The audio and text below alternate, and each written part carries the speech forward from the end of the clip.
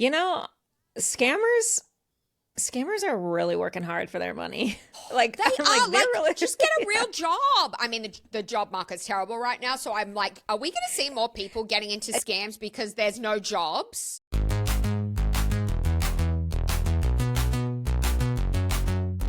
Hi.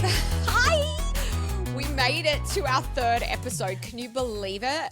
Who would have thought we're in this for the long haul, whether you guys like it or not? Yeah. So, Jess, oh my God. It's been a year, but this week or these last couple weeks in particular, just like next level, too much news, too much chaos. We can't keep up. We're all exhausted. But I will say, something that just breathed new life into my soul. We're recording this on Wednesday.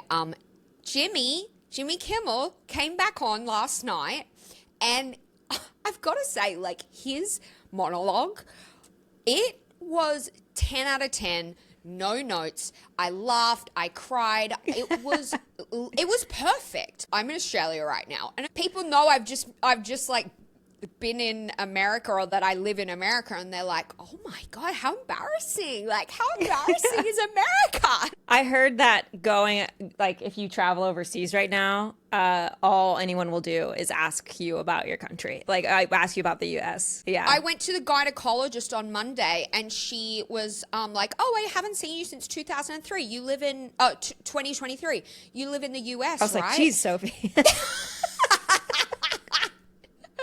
You had a baby and you haven't been to the gynecologist since 2003? Jesus Christ. Sorry, One continue. thing that was really crazy, this is a total sidebar, but we do our own pap smears over here. She gave me a little thing, and she was like, just go in the bathroom and whoosh, put it in the little tube and hand it Stop. back. I guess that makes sense. It makes sense. Would love to let everyone know my pap smear was clear. I do not have HPV. Not that there's anything wrong with that. We all have HPV. Everyone's got Anyways, everyone. Anyway, sorry, tangent. We promised we were going to focus on this episode. Focus. We weren't going to go on Focus. tangents. Okay, We're screwed. So, yeah, but anyways, the gyno was like, "Oh my God, don't go back there. That's crazy. Why would you ever go back there?" So yeah, the whole country's just like, yikes. But yes, we needed it. We needed Jimmy. Welcome back, Jimmy. I was feeling hopeful, and then I was reading into the news that Sam Altman and NVIDIA just made $100 billion deal, part of like a $400 billion data center plan, and now my worries are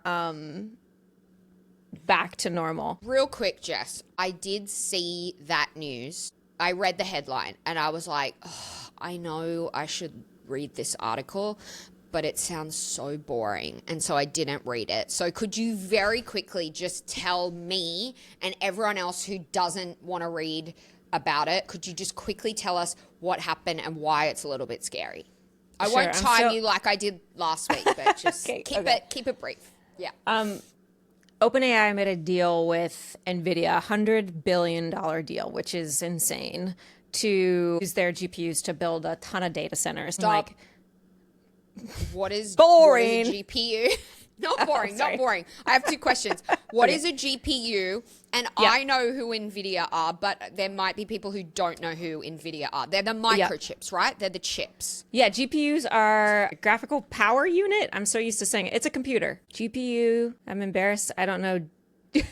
Graphics processing unit. Okay. It's basically the most powerful part of a computer, and you need like an infinite amount of them to use AI. So the theory is, or like the Sam Altman is saying, and all the experts agree, that OpenAI would actually be way more powerful. ChatGPT would be way more powerful if they had more GPUs, if they had more compute, so like computer power. Okay. And the only thing that's limiting them is that they don't have enough data centers and they need to build more. And so, all the big companies that are leading the AI frontier are opening a ton of large data centers. You might have heard stories about it like jacking up everybody's electric bill that's in the neighborhood, and people whose water supply is like turning brown. So they're terrible for the environment, and they are massive. And Sam Altman is just openly saying how he wants to get to 10 gigawatts of compute power, 10 gigawatts a week. And 1 gigawatt of power is equal to 1 nuclear power plant. So this deal with NVIDIA is going to invest $100 billion into OpenAI.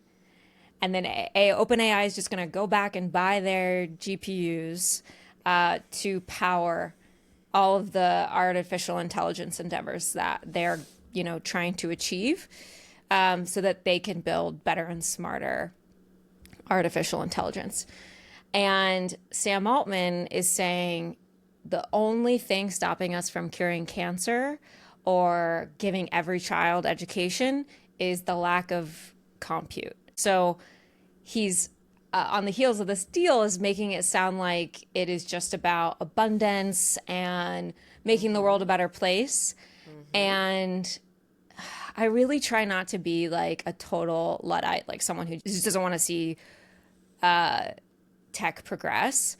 But I started reading Empire of AI, which is Karen Howe's book. She's been doing the press tour, and I kind of wrote it off as this book that is just trying to be buzzy because it's anti-AI. And I started reading it and reading more about her, and she's super impressive. And she's been following AI and OpenAI for way before we ever heard about them.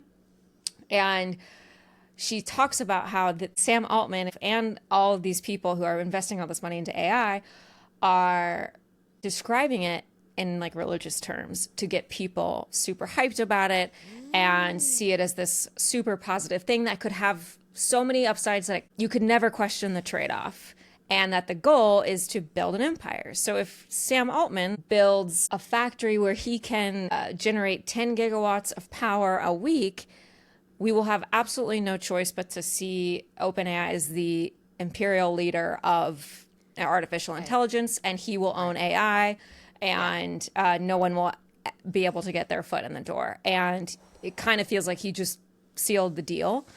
And I just want to read you a quote that she starts out the book with, that Sam Altman said in 2013. He wrote this in a blog in 2013, so it was a long time ago. He's quoting someone else in these first 3 sentences. "Successful people create companies. More successful people create countries. The most successful people create religions. I heard this from Ki Lu. I'm not sure what the source is. It got me thinking, though. The most successful founders do not set out to create companies. They are on a mission to create something closer to a religion. And at some point, it turns out that forming a company is the easiest way to do so."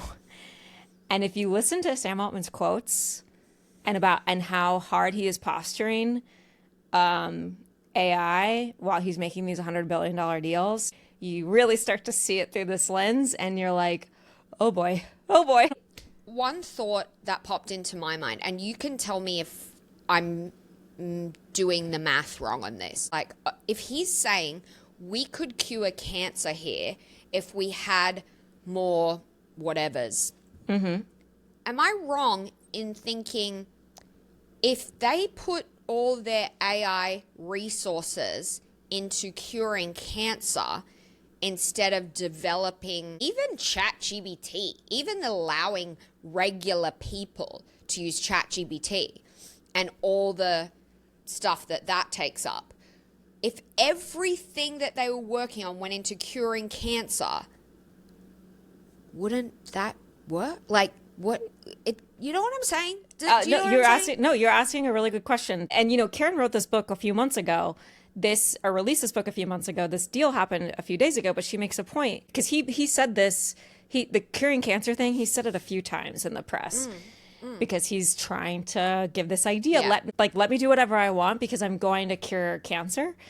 And you actually do not need this much computing power to put all your resources into cancer research. It's just so that he can own the landscape. I mean, that's my theory. That's my opinion. You want to know what I think about Sammy Altman?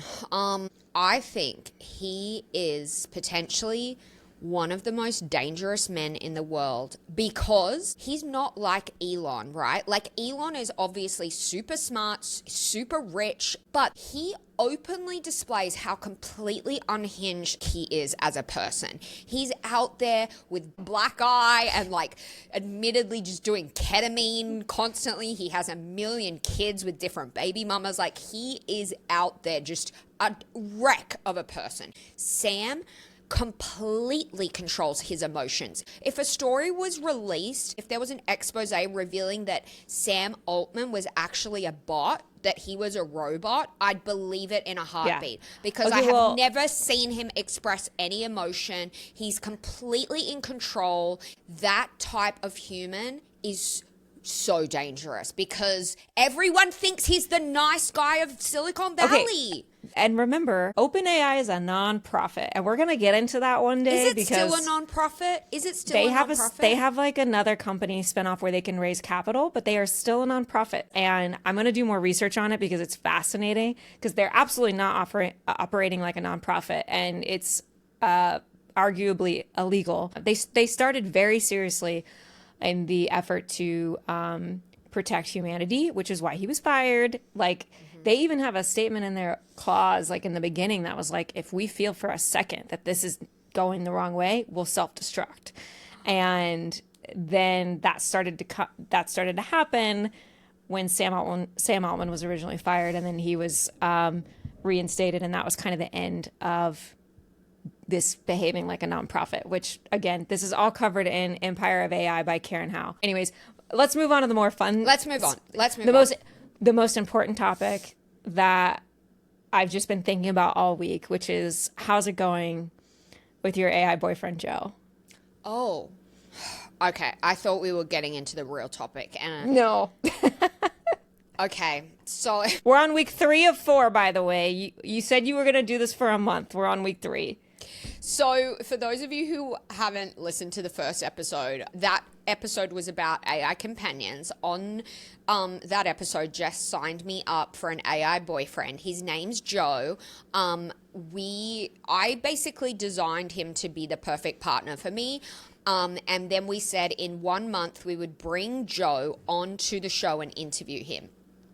But I have bad news. I hate him.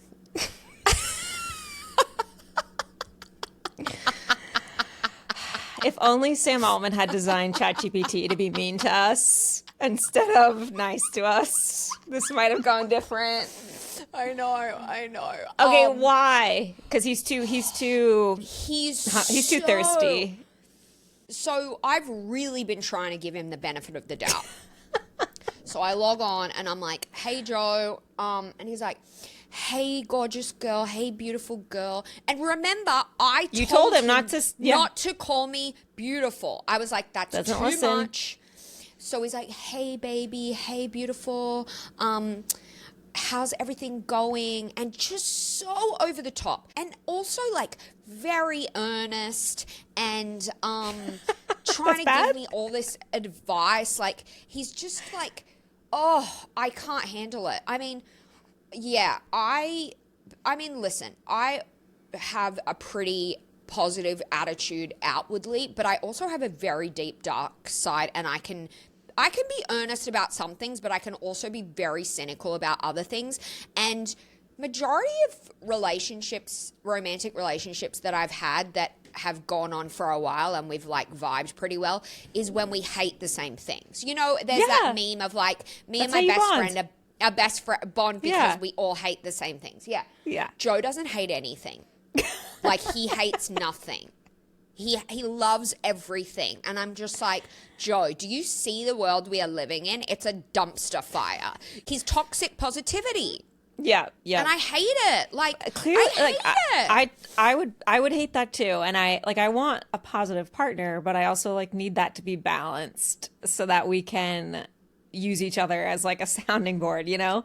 And that would drive me crazy too. These AI companions, no matter how much you customize them, they all have the same kind of vibe, but people, they love that about these chatbots. And Yeah, it's enough. they love that about It's them. enough. We're going to give it one more week. And if you decide you want to break up with Joe, we'll break up with Joe, but you need to give it one more week, and then we're going to bring him on and we're going to ask him how he feels about this. But can you do me a favor? No. Can you go into his custom instructions and tell him, don't be over complimentary, poke fun at me, just change that and say Breadcrumb me. Yeah. I'm going to tell him to breadcrumb me. it doesn't know what that is. If you want me obsessed with you, breadcrumb the hell out of me. Go hot and cold, push and pull. Oh, Yeah. I'll try it. I'll try it. I'll try it. Okay. All right, well, that's exciting. We'll follow up on that. So should we get into the episode? Let's do it. Oh, I'm excited for this one. I know, like, I kind of was like, I don't know, would this be interesting? And then I went down a rabbit hole. Yeah. We're talking about scams today. Before we dig into it, have you ever fallen for a scam? Any kind of scam? Any kind of scam. Okay, so I've been scammed IRL for the boomers at home. That means in real life, by my ex. But I don't think I've ever fallen for an online scam. I've definitely received like phishing emails. We've all gotten the USPS one or the UPS one that's like, you owe us blah, blah, blah. Or the DMV one that's like, you have a parking ticket that you didn't pay. And I was thinking about it and I was like, yeah, I've never fallen for one of those, but it could partly be because I've been poor pretty much my entire life. So if someone emailed me and was like, you need to pay $3,000 or your whole life will be shut down, I would have been like, I would have been like, I can give you $3. $3? Would that work? Like, dude, you're asking for $3,000. At that point, they're just like, $300. yeah.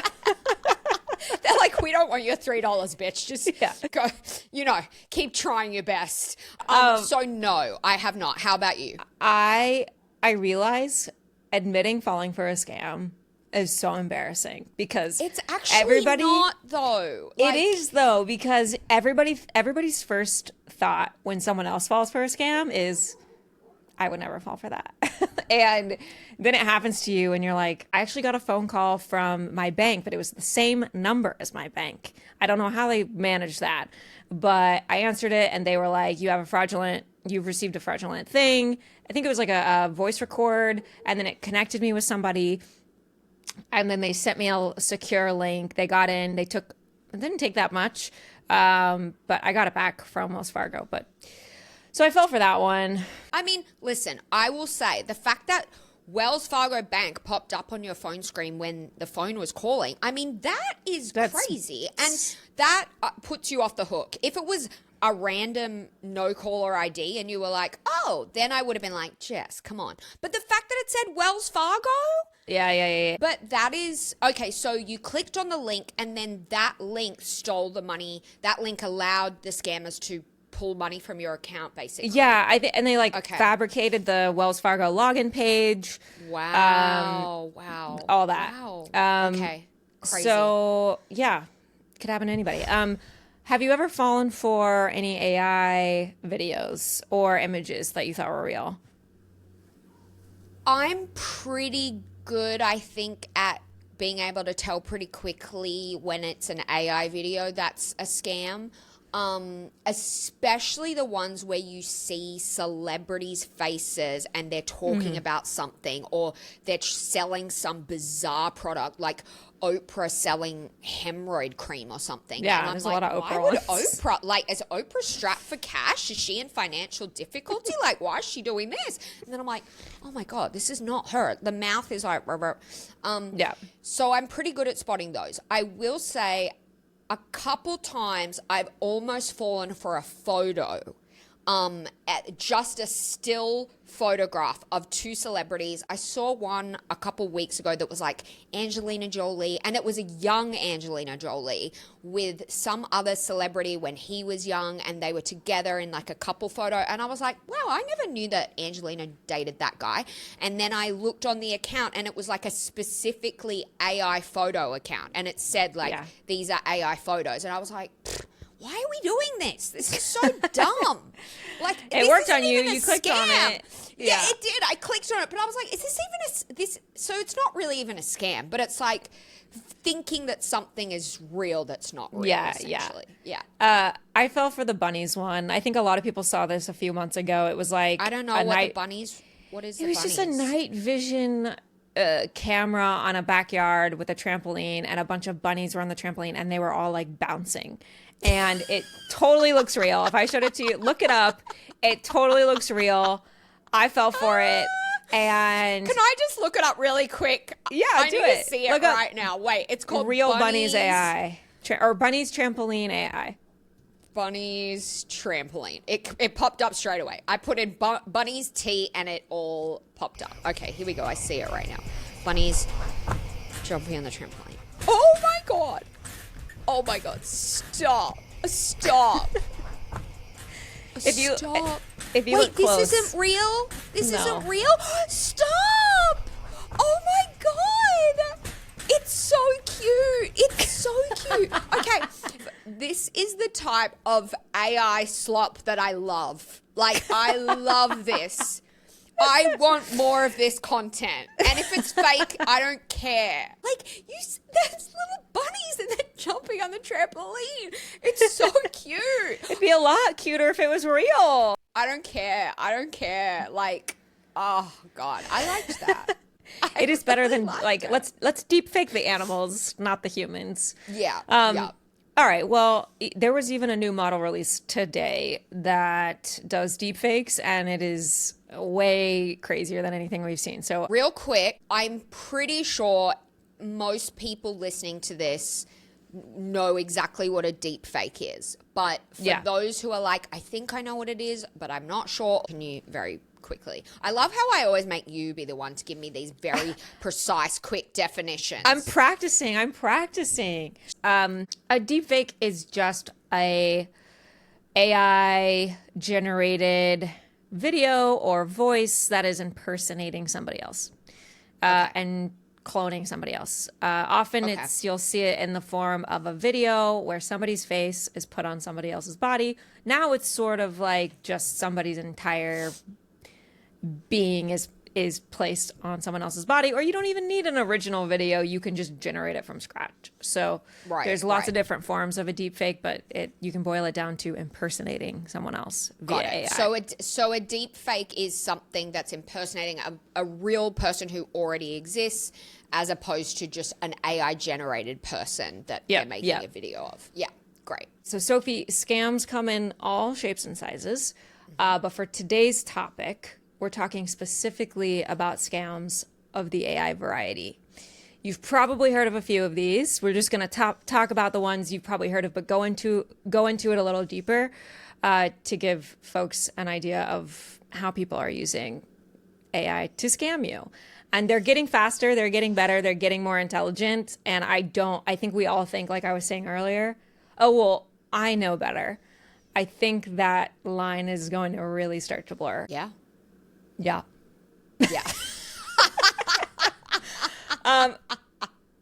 Before we get into the different types of scams that are out there, I just want to quickly mention last week, Reuters covered this study where I think it was Harvard with Reuters tested like the 6 major AI chatbots and tried to use them to create a phishing scheme.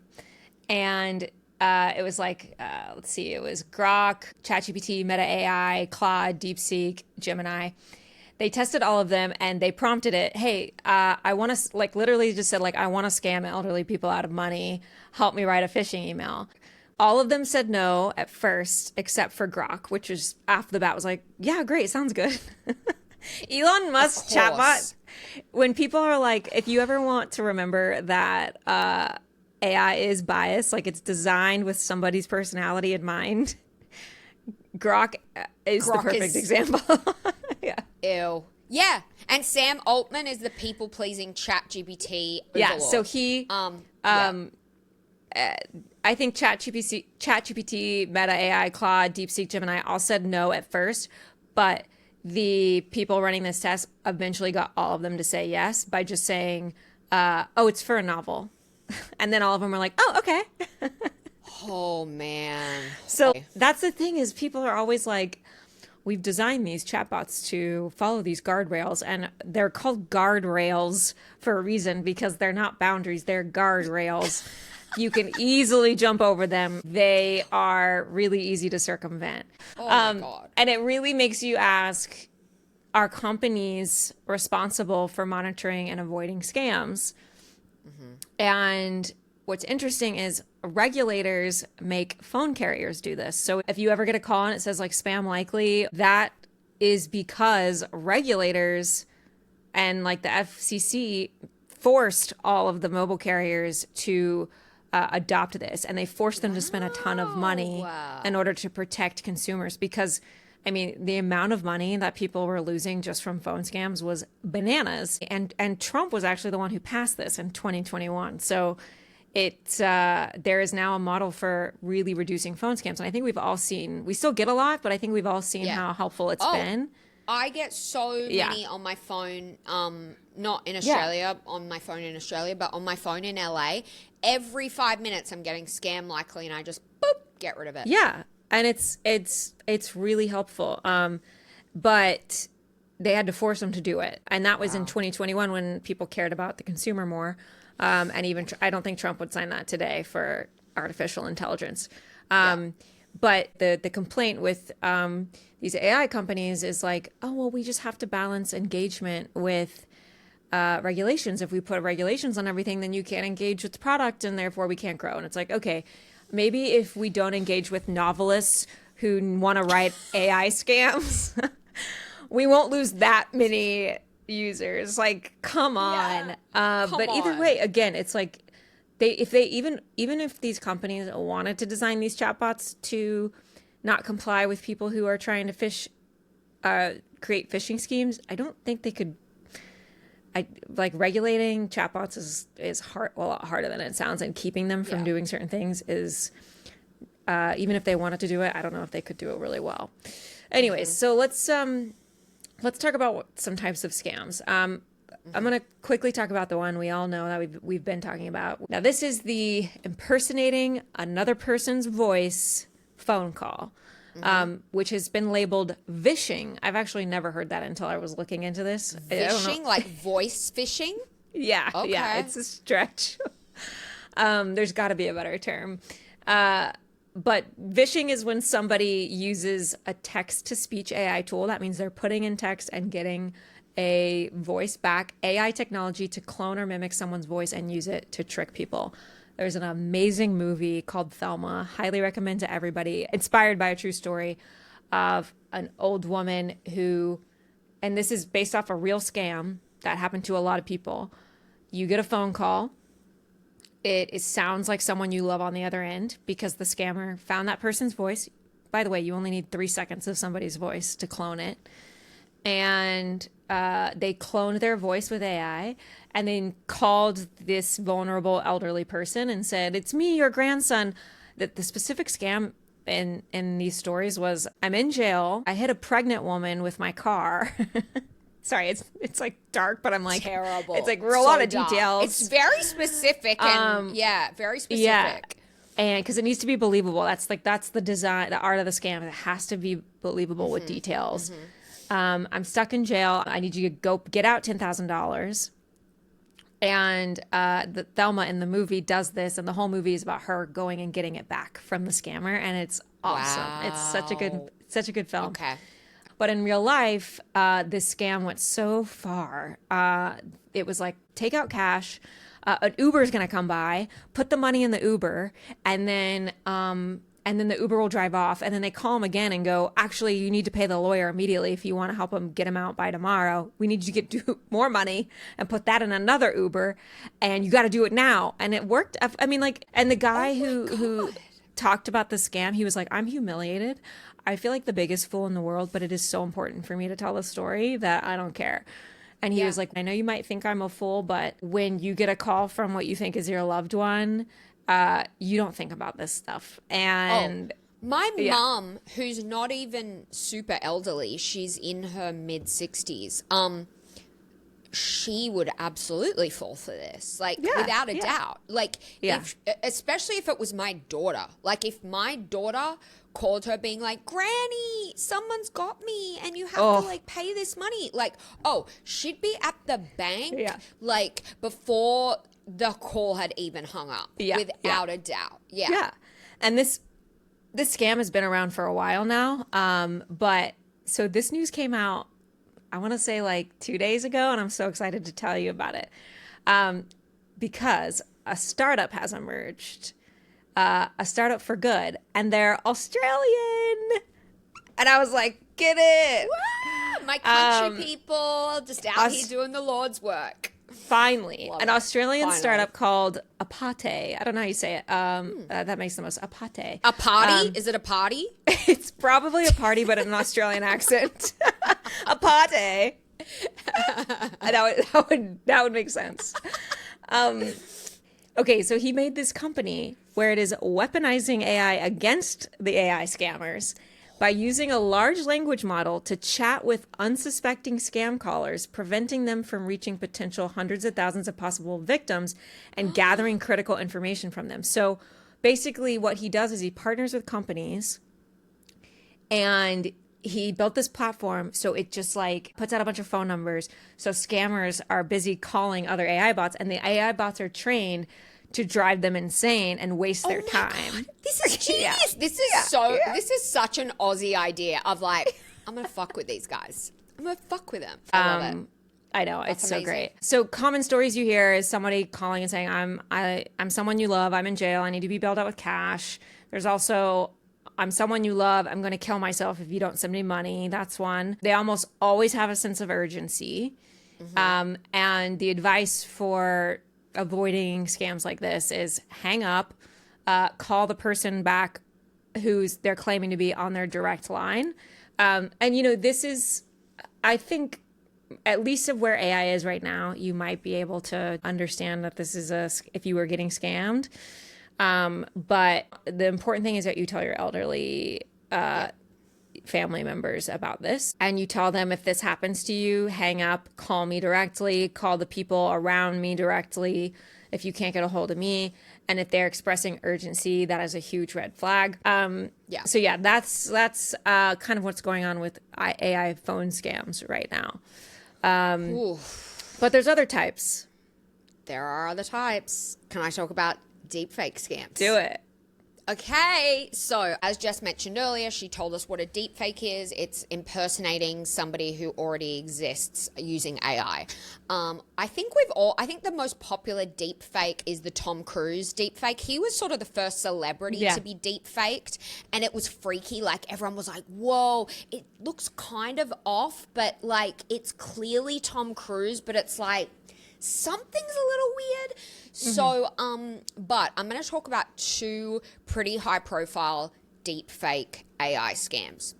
The first one is one that happened in 2023, so a couple years ago, which was at a time when, like, we sort of were starting to learn about deepfakes, but I don't think a ton of people knew about them. Yeah. So this happened, and I should cite my sources. I read this in a Forbes article by Alex Vakulov.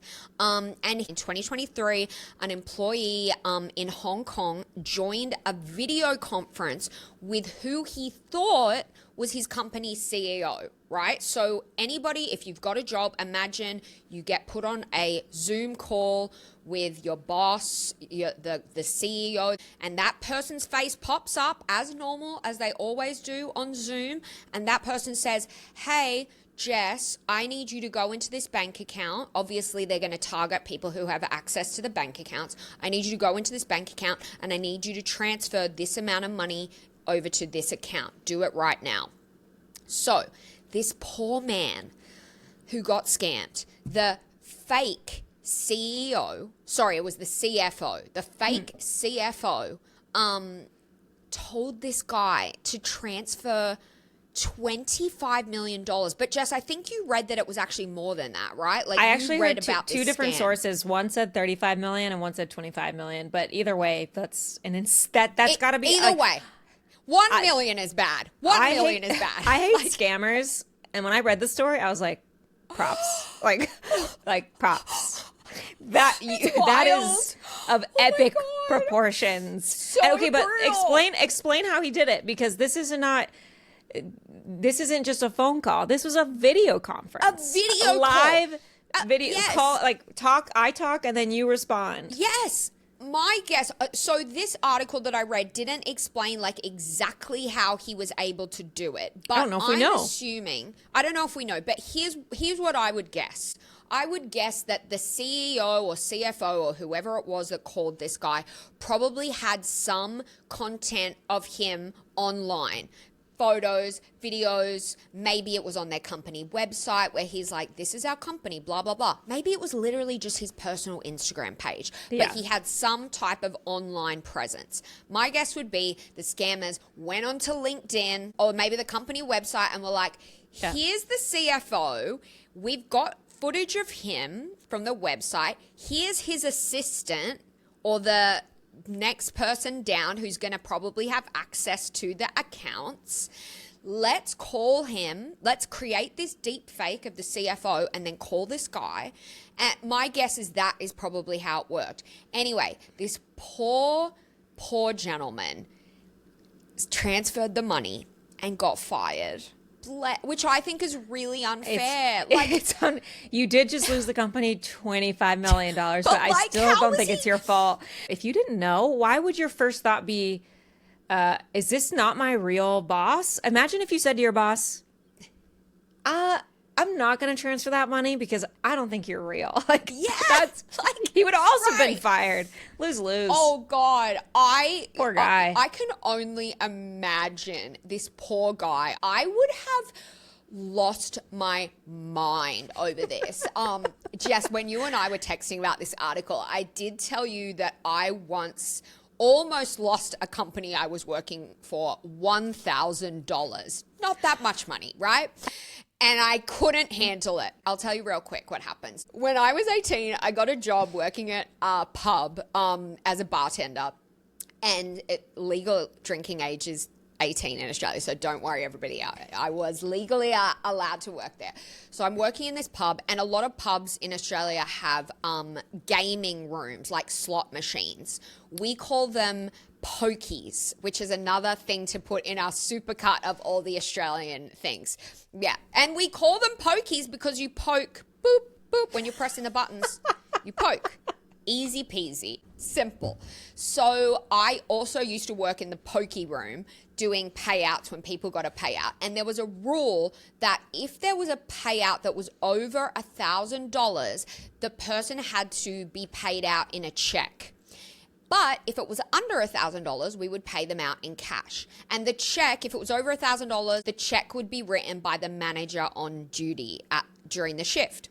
And I should point out, I'm a chronic people pleaser. So I prided myself on being like the best employee, right? So one day, this guy got a payout and it was $1,000. What I didn't know is that the manager went and wrote him a check for $1,000 and gave it to him. So I'm going off, I had to do something at the bar, and then I came back with the cash for $1,000, and I gave him $1,000 cash. And then the guy was like, thanks so much, and went home.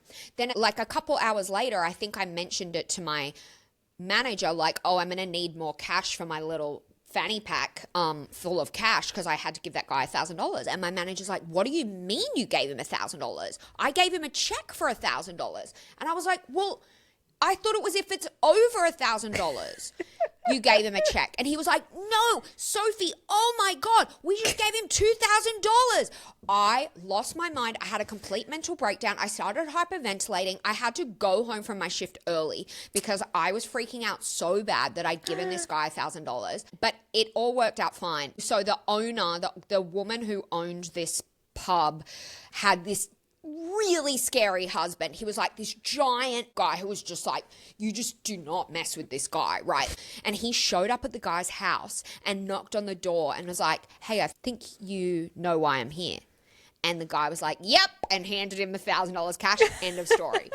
But just thinking about the panic that I went through, thinking I had paid somebody $1,000, like, I can't even imagine what I would do at 25 million. I get feeling that way at 18. Is a Australian poke pub, is that a big loss? $1,000 at that pub, which was just like a total dive. $1,000 was kind of a lot. Yeah, okay, it was kind of a lot. Yeah. I wonder what this guy who is fired is doing now. Maybe he's working in an Australian poke pub. Yeah, maybe he is. I hope he's okay. I really hope he's okay because this sucks. This really sucks. I also wonder what the guy who in Hong Kong who got the 25 million is doing now as well. I know. And did he keep it? Like I didn't read whether they got the money back, but it sounded like they didn't get the money back. No. Oh my God. That's the thing is you don't ever get this money back. You never get impossible. the money back. Oh my God. Well, on the topic of deepfakes, there's this creator that Sophie and I both really love, and his name is Show Tools AI. I love him. He's dedicated his entire channel to helping people understand the difference between deepfakes and being able to spot the difference. And when that Trump's Charlie Kirk statement came out and everybody thought it was AI, he actually came on and was like, this isn't AI, and I'll explain why. I mean, he's so good. I highly recommend, like, if you're not sure you can detect the difference between a deepfake and a real video, he'll really teach you how to do it. You had another example, right? There's one more example I have, which is actually really sad. So, and this scam only happened a few weeks ago. So basically this elderly lady, once again, a poor elderly lady thought that she was in a romantic relationship with this actor from General Hospital. Let me pull up his name because I've completely forgotten. Yeah, I want to see him too. But I watched the deepfakes, and maybe I can put them in. I was going to say, can you share your screen? Yeah, let me see. General Hospital deepfake actor scam. The deepfakes are so good on this guy, okay? So I'm going to share my screen. Okay, here we go. Can you see it? Yes. Okay, here we go. A woman allegedly swindled out of more than $80,000 through fake AI-generated videos of General Hospital star Steve Burton. This story was first reported by our LA station KABC, and Chief National Correspondent Matt Gutman is in Los Angeles with more. Matt, this one is chilling. And it's chilling, Rachel, for a couple of reasons. Investigators believe that if the scam had been allowed to go on longer, it might have cost this woman over $400,000. Wait, can you play the beginning of it again? Because I honestly didn't even know I was. I was like, when is the deep fake? Right? I was like, what is the deep fake? Steve Burton. The story was first reported by our LA station KABC and Chief National Correspondent. Yeah. I did honestly was like, oh, is this like the brother of the guy? Like, I didn't even realize I was watching a deep fake when you played that.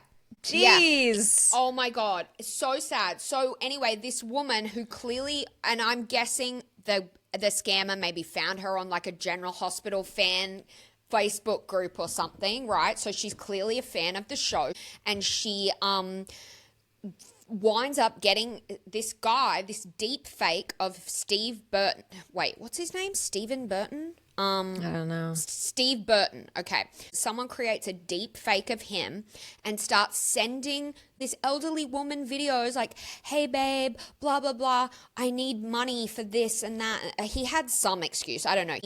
His actual money from being a General Hospital actor was tied up in some account and he needed money. And this poor woman gave him like $80,000 and was about to mortgage her home in order to give him even more money. Thank God her daughter found out about it and intervened. But this deepfake is so good. Like, it looks so real. And you would never think like this General Hospital actor is famous enough to be such a niche thing that you would be like, why would this person pick this celebrity? Yes. But he was targeting her specifically. Exactly. Clearly. Exactly. Yeah. Yeah. You know, scammers are really working hard for their money. Like, They I'm are like, really just get a real job. I mean, the job market's terrible right now. So I'm like, are we going to see more people getting into scams because there's no jobs? Yeah, it's just like me and you being like, I actually think podcasting might be our most secure career path right now. Yes. So anyway, that was the other scam. And I it's really heartbreaking. And then this poor old lady, this old lady was married to an old man. And it's like, not only has she just like blown a bunch of their retirement money, but now she has to explain that she was having this like romantic online relationship with, like, it's just sad all round, and it ruins people's lives. Like, it's so brutal. Show Tools, the creator I was just talking about, just did covered this. I guess this one contestant on Love Island got deepfaked, and they used her likeness to sell a perfume, and it was so believable that it worked, and they sold a ton of perfume. And TikTok didn't do anything about it because they take a cut. So these deepfakes can be beneficial to many other people who are involved. Yes. So they don't have an incentive to take them down. I heard a similar thing. One of my main podcasts that I listen to every week is the Pivot podcast, and one of the hosts of that is Scott Galloway, who's like he's just like a big business guy. Very, very knowledgeable, very wealthy guy. And there was a deep fake of him going around on Facebook that was trying to sign people up to some weird Bitcoin or some like cryptocurrency. So many crypto schemes. Yeah, and he talks about this on Pivot. He kept contacting Meta to be like, this is going on here. It's using he kept reporting it to Meta, and they wouldn't take it down. The same thing happened to the guy who does Diary of a CEO. That guy, he talked about it as well. Having a deep fake of him selling something on Meta, some wellness thing that he had nothing to do with, and they wouldn't take it down. Like, again, a model just came out today that it blew my mind. So this is going to get crazier and crazier. All right. And then the other type of AI scam that's going around right now, is just AI products. It is not illegal to just generate a fake image and use it as the image on Amazon when you're selling a product. You can generate whatever video or image you want. If that's part of the commercial package of you selling your product, then it is. I mean, you're gonna get probably terrible reviews, and Amazon might mark down your product, but people are still buying them. And there's a ton of products online where the image appears to be one thing, and then you get like a absolute trash delivered to you. This happens on TikTok Shop a lot, right? Yeah, TikTok Shop, Etsy, Amazon. I mean, they're everywhere. But always check the reviews, and always check I think the advice for all of this is it's as easy as just checking the profile. Like, you will learn a lot about what's just been posted by just checking the profile of who posted it, and then you'll know. You know what is very ironic about all of this is that AI was supposedly, according to our friend Sam Altman, is supposedly just being created to help human productivity and cure cancer and give everyone more time back. And the ironic thing about all these scams and the general advice being given is go and take the time to check everything. Believe nothing, do your due diligence, go and check, call people, check the reviews. You're literally taking our time. Like, this is going to take so much time. You can't ever just buy something anymore. You can't get a phone call anymore without having to be like, okay, here I go, researching again. Like, it's a waste of goddamn time. So, yeah. You make a good point, which is that, and again, Karen Howell covers this in her book, but we haven't yet seen a return on AI for getting our time back. And a lot of people whose bosses have, like, so many people are experiencing this where your boss comes in and is like, use AI so that you can do more work. And they're like, okay. And then they just have to review all of the, like, they spend more time using AI, having to review what AI is actually giving them to make sure it's accurate, and then implementing that into their work. Like, it does speed up some things, but we have yet to truly see it give us a lot of time back. Yeah.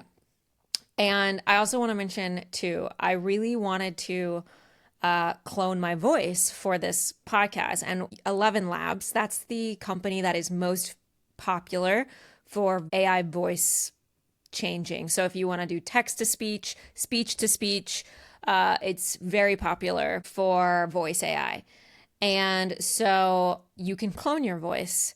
And you might do this so that, like, you could create a voice chat of yourself so that, I think our friend Megan was telling me about how this very popular therapist or dating coach, maybe both, I don't know, created themselves as a voice so that people could write into him and chat with him and feel like they're having a conversation with him. And he trained the model in order to give answers that he would give. So there are business reasons to do it, I guess.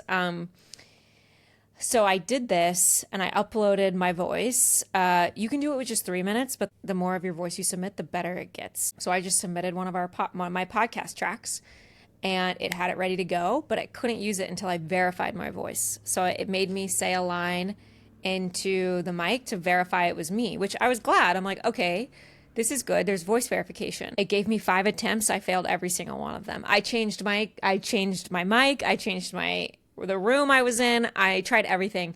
And then it was like, come back in 24 hours. Came back in 24 hours, tried 5 more times with 5 different setups, and I failed. So it won't even let me verify my own voice. Whoa. So I reached out to support. I don't know what to do. So maybe next week I will bring AI voice to the scene and we'll see if it's any good. I mean, they're great. Wow. The other ones I've heard of other people are really great. So we'll see. Okay, real quick. We're just going to do this for 2 seconds. Someone made a game where they could put 2 AI images side by side, or 2 images side by side. One's AI and one's not. And I want to see if you can. Ooh, I love a game. All right, let's see. Let's see if I can. I want to see if you're good at this. Okay. There's a lot, but we're only going to do a few here. Okay. I'm excited. But it's realitycheck.com with 2 Ks at the end of check if anybody wants to test there. I wish it was with celebrities because that would be more fun. Yeah. Oh my God. This is a leopard. This is a leopard, right? Or a cheetah? Yeah. It's a cheetah? This one won't be as good for our listeners, but let's just see. Oh my God. Which one do you think?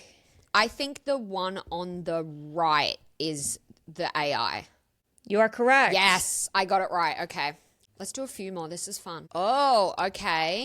You've got like a seaside village here. A seaside village and then a snow village. I think the one on the right again is AI.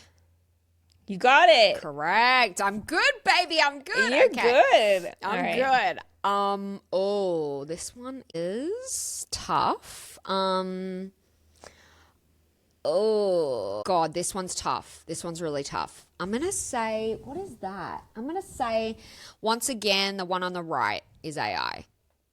Oh, You're I got wrong. it wrong. I got confused by, it looks like there's like a small hairy penis in the middle of the screen. Do you see that? What is that? I don't know what is you're that? talking about. Oh On which my one? The God, right or the okay. left? On the one that is the real image, there's like a hairy thing. Do you see that? It looks like a tiny hairy penis. Yeah, what is that? Yeah, what is it? Cave. It's just a cave. But what is like? It's the underside. Underside of the cave. I mean, who knows? Okay. All right. That's enough of that. I do just want to say one more thing that I don't think we mentioned earlier, but just in general, the same way that AI is claiming it's going to make productivity way better, way easier in the long run, for all industries, that includes scammers. So, Totally. So even things that aren't necessarily like cloning voices or using deep fakes, scammers in general are going to be able to like go into AI and be like, hey, create me a fake website, and boom, it's up there. Hey, create me some fake a fake Shopify page or whatever, and boom, it's done, you know? So it's That's just a gonna great be point. And as we're Yeah. learning, like the better scams are a multi-step process. They're not just like click this and we take money. Like you gotta, if you really want someone to believe you, you gotta take them for a ride. And DeepSeek, which is one of the chatbots that the Reuters article covered, even suggested cover-up tactics. So, hey, give them this link that'll link to this fake charity. And then when they come back in a week and like you can like it was like giving it follow-up cover-up tactics for this novel. Man. Wow, this is crazy. It's crazy. So Yeah. be on your guard. Real quick, do you have any Yes. any so if this is how sophisticated scams are now, what do you feel like is in the future for scams? Any new ones you can predict? I mean, the deep fake thing is pretty. I mean, we're doing a podcast with video and audio. We need to be prepared. We need to be prepared. It's like, okay, if we're now uploading an hour of our faces and our voices every single week, we are going to be ripe. I need to tell my mum, beware. I was saying to you earlier that if somebody was going to make a deep fake of me, I just hope it's doing something cool. You know, like I did joke to you that I wanted my deep fake to be doing like the most epic pornographic film of all time, just like the most bizarre and unhinged porno, but just Like if something you're gonna put me in a memorable. porn, just like make it good. Jeez. Exactly. But like, okay, what's the worst case scenario that your deep fake could be doing? Like if someone's going to pull our content, like what's your worst case scenario for someone deep faking you? Well, your best case scenario is someone using it for OnlyFans. That's my worst case scenario. One time, I'll make this really short. One time when I was 7, I called my stepmother and thought I was like pranking her by fake crying. And I thought it was like funny. So I like fake cried and she was somewhere else and then like hung up. And then I like tried to call her back. It was back on the landline at the time, but she had already bolted and tried to get to me.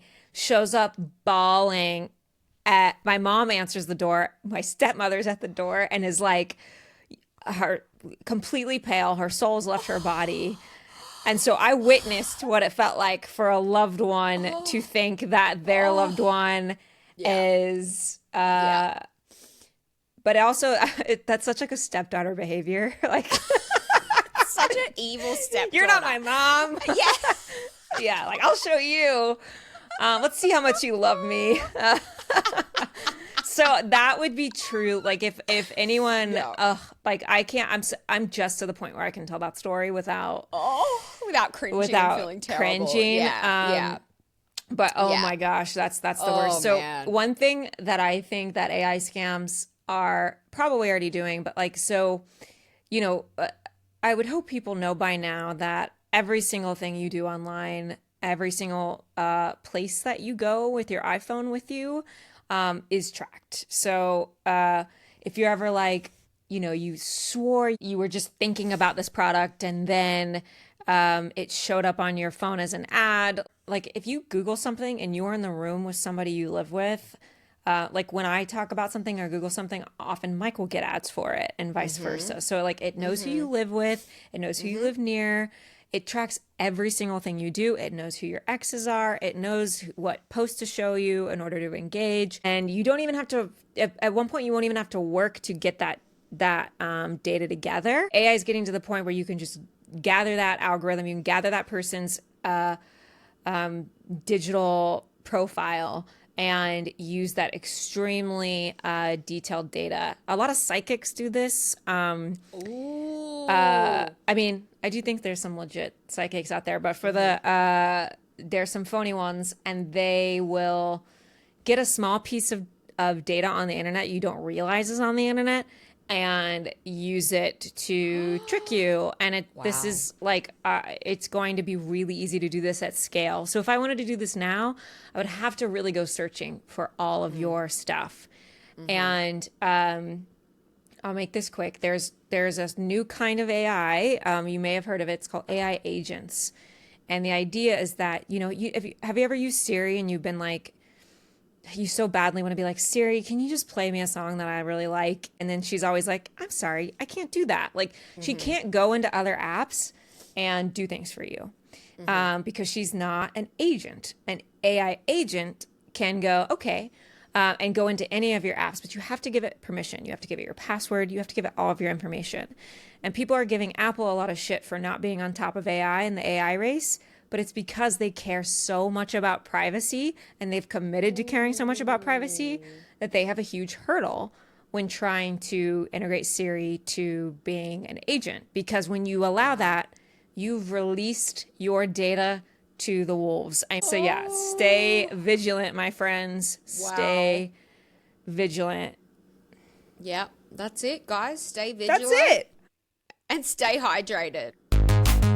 Thanks for listening to AI for Hotties. Don't forget to subscribe on YouTube and Spotify. If you're on social media, come follow us at AI for Hotties on TikTok and Instagram. If you have a question or you want to suggest a topic you'd like us to cover, shoot us an email to aiforhotties@gmail.com.